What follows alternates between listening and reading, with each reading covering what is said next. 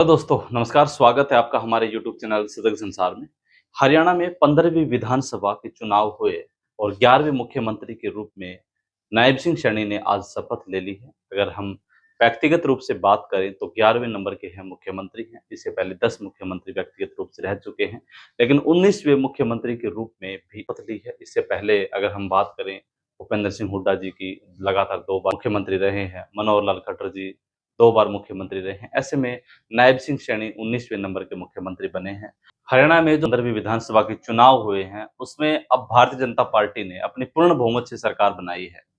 क्योंकि भारतीय जनता पार्टी जब 2014 में पहली बार सत्ता में आई थी, उस समय पूर्ण बहुमत से सरकार बनाई थी।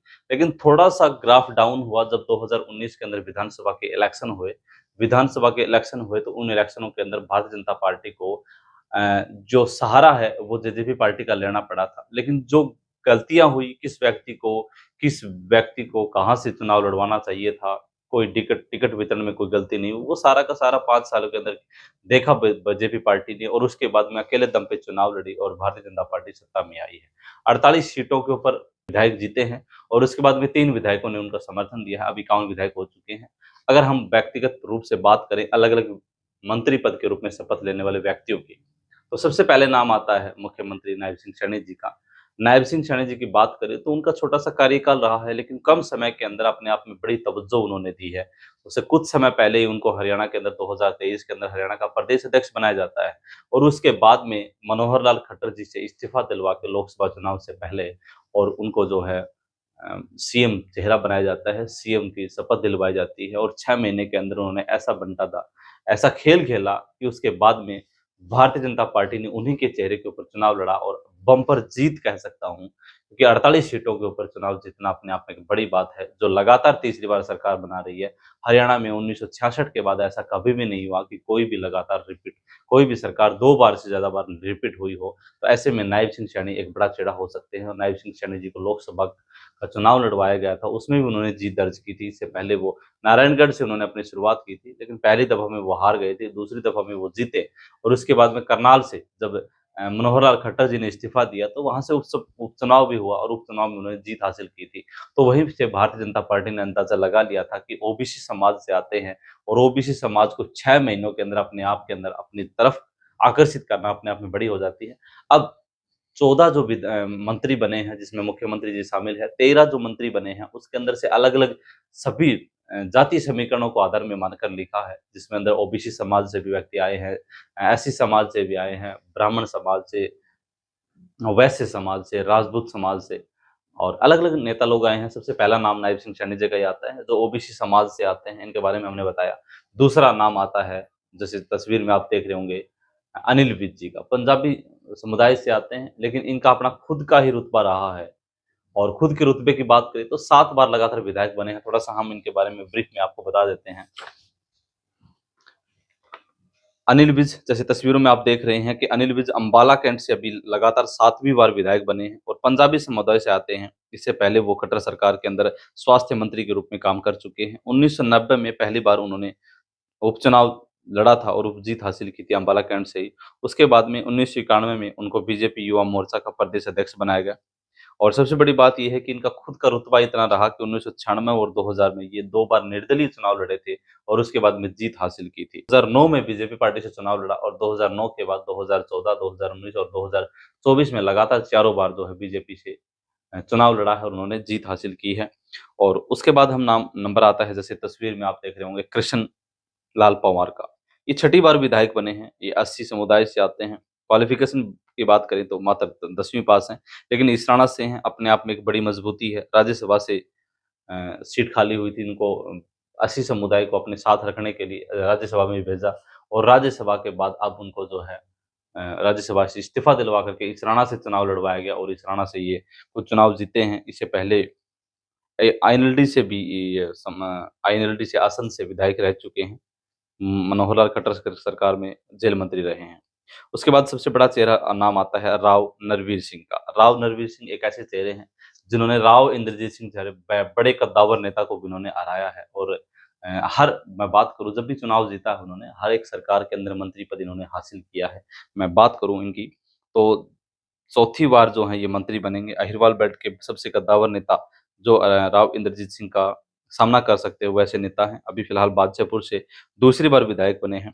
पहली बार 1987 में भाजपा पहली बार 1987 में जाटूसाना से राव इंद्रजीत को चुनाव हराया था और देवीलाल जी ने इन्हें मंत्री भी बनाया था। 1996 में बंसीलाल सरकार में परिवहन मंत्री रहे हैं और 2014 में ये लोक निर्माण वन मंत्री भी रहे हैं। और उसके बाद अगला जो नंबर आता है वो महिपाल ढांडा जी का आता है। जाट नेता हैं, दूसरी बार मंत्री बने हैं और पानीपत ग्रामीण सीट से आते हैं। 2014 में बीजेपी टिकट पर पहली बार उन्होंने चुनाव लड़ा और विधायक बने थे। इससे पहले अनेक पदों पर ये रह चुके हैं। उसके बाद एक ब्राह्मण चेहरा अरविंद शर्मा जी का नाम आता है।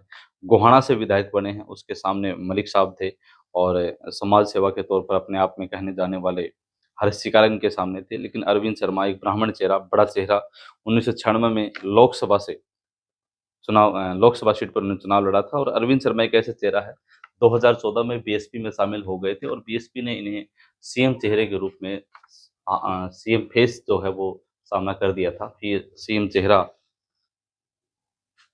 बीएसपी ने सीएम चेहरा घोषित कर दिया था कि अरविंद शर्मा हमारे सीएम हो गए अगर 2014 में बसपा की सरकार बन जाती है। लेकिन 2 सीट से उन्होंने चुनाव लड़ा, दोनों सीटों पर वो हार गए थे और उसके बाद उन्होंने बीजेपी ज्वाइन कर ली 2019 में। और सबसे बड़ी बात यह है कि रोहतक से 2019 में दीपेंद्र सिंह हुड्डा को चुनाव हराया था, लेकिन 2024 में फिर उन्हीं से चुनाव हार गए थे। और अगला मैं नंबर बताता हूँ विपुल गोयल जी का। वैसे समाज से आते हैं, इससे पहले भी मंत्री रह चुके हैं। फरीदाबाद से आते हैं। श्याम सिंह राणा है, सबसे ये बुजुर्ग की बात करूँ, राजपूत समाज से आते हैं। आईएनएलडी में गए हैं, बीजेपी ज्वाइन की है, टिकट कटी, टिकट मिली, मतलब ये ऐसा सिलसिला चलता रहता है। कोई नेता इधर से आया है, कोई नेता इधर से आया है। लेकिन रणवीर गंगवा जी की बात करें, उससे अगला नंबर आता है। डिप्टी स्पीकर रहे हैं, कुम्हार समाज से आते हैं, उनको भी मंत्रिमंडल में शामिल किया गया है। कृष्ण बेदी हैं और 80 समुदाय से आते हैं, इससे पहले भी मंत्री रहे हैं, नरवाना से विधायक बने हैं। उसके बाद में सबसे बड़ा चेहरा जो 2 महिला को शामिल किया गया है, श्रुति चौधरी, हरियाणा के पूर्व में सीएम रहे, बंसीलाल जी की पोती हैं, सुरेंद्र सिंह जी की बेटी हैं। और इनकी माताजी किरण चौधरी कुछ समय पहले ही अपनी बेटी का लोकसभा टिकट कटने के बावजूद, लोकसभा में टिकट न मिलने के कारण जो है वो कांग्रेस पार्टी को अलविदा कहा था और उन्होंने कांग्रेस पार्टी के ऊपर आरोप भी लगाया था कि ये बाप बेटे की पार्टी है, इसलिए वो भारतीय जनता पार्टी में आना चाहती हैं। और अब भारतीय जनता पार्टी में आने के बाद वो खुद राज्यसभा पहुंच चुके हैं और बेटी को तोसाम से चुनाव लड़वाया। सामने थे अनिरुद्ध चौधरी, उन्हीं के चचेरे भाई। लेकिन आमना सामना हुआ, आमने सामने में श्रुति चौधरी ने बड़े मार्जिन से जीत हासिल की और वो मार्जिन यहाँ तक पहुंचा कि श्रुति चौधरी को मनोहर नायब सिंह सैनी जी की मंत्रिमंडल में उनको शामिल कर लिया गया है। और ये एलएलबी हैं, पढ़ी लिखी हैं, बंसीलाल परिवार की परवरिश को अपने आप में कहा कि उनको आगे बढ़ा रही हैं। तो ऐसे में देखना ये रहा कि उनको मंत्रिमंडल में शामिल किया जा चुका है। उसके बाद अहिरवाल क्षेत्र की बात करें तो आरती राव का नाम सामने आया है।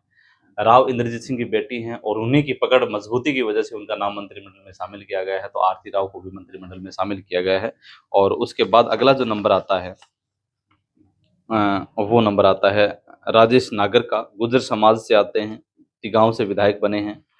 और गौरव गौतम जी हैं, पलवल से विधायक बने हैं। पहली बार, सबसे अच्छी बात है कि 36 साल के हैं, सबसे युवा हैं, पहली बार चुनाव जीता है और पहली बार में ही नायब सिंह सैनी की सरकार ने उन पर विश्वास जताया है और उनको मंत्रिमंडल में शामिल किया गया है। तो ऐसे में देखना ये होगा कि आप देख सकते हैं कि इसमें ओबीसी समाज को भी देखा गया है, एससी समाज के लोगों को भी जो है मंत्रिमंडल में शामिल किया गया है, ब्राह्मण समाज, राजपूत समाज, वैश्य समाज, मतलब सभी समाजों को बीजेपी पार्टी ने अपने आप के अंदर मंत्रिमंडल में शामिल किया है।